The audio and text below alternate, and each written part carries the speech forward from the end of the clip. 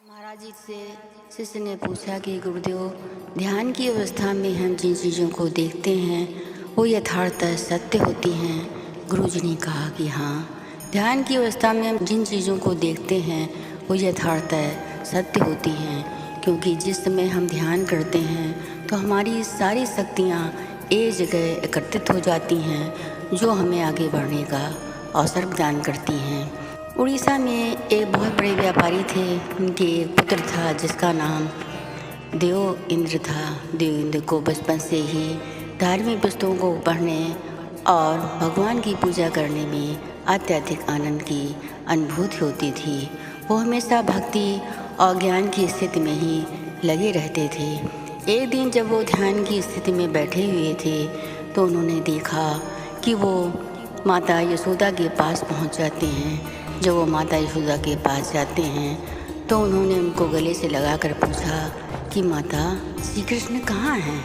माँ ने कहा, बेटा, श्री कृष्ण तो वन चले गए हैं। ऐसा सुनकर वो तुरंत वन जाने के लिए जब तैयार होते हैं तो माता ने उनसे कहा, वन जा रहे हो तो ये कलेवा साथ में लेते जाओ, इसमें कुछ मिठाइयाँ हैं जो तुम खाना, ग्वाल वालों को देना और श्री कृष्ण को दे देना।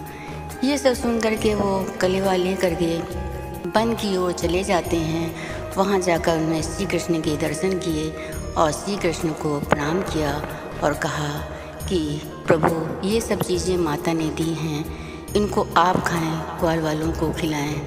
श्री कृष्ण अत्यधिक प्रसन्न होते हैं और मुस्कुरा करके उन्होंने सारे ग्वाल वालों को यह मिठाइयाँ दी, खुद भी खाया और उनको भी दिया।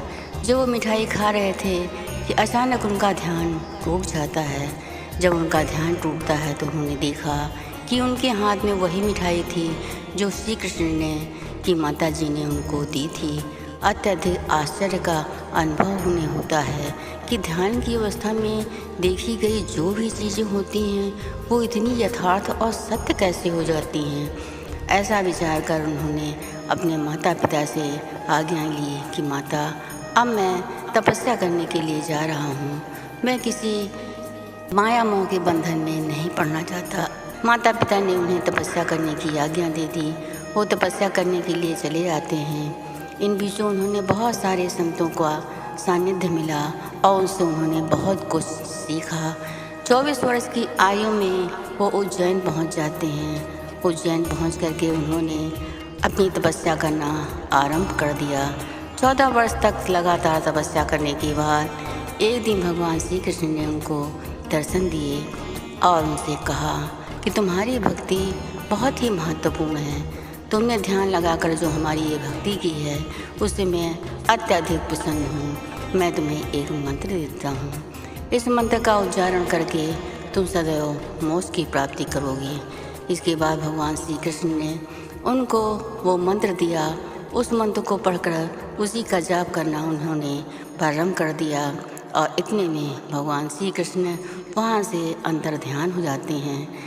जब उनका ध्यान छूटा तो उन्होंने देखा कि भगवान श्री कृष्ण जा चुके थे, लेकिन जो मंत्र वो उन्हें दे गए थे वो उन्हें पूर्ण रूप से कंठस्थ था। कुछ दिनों के बाद उन्होंने उसी का जाप करना आरंभ कर दिया और अंत में मोक्ष की प्राप्ति की।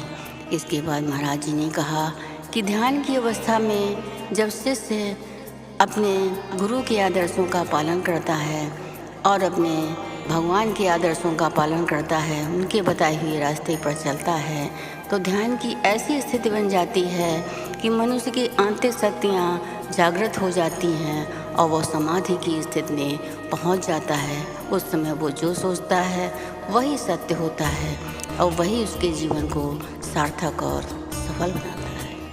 प्रेम से बोलो परम संत श्री ठाकर सिंह महाराज की जय।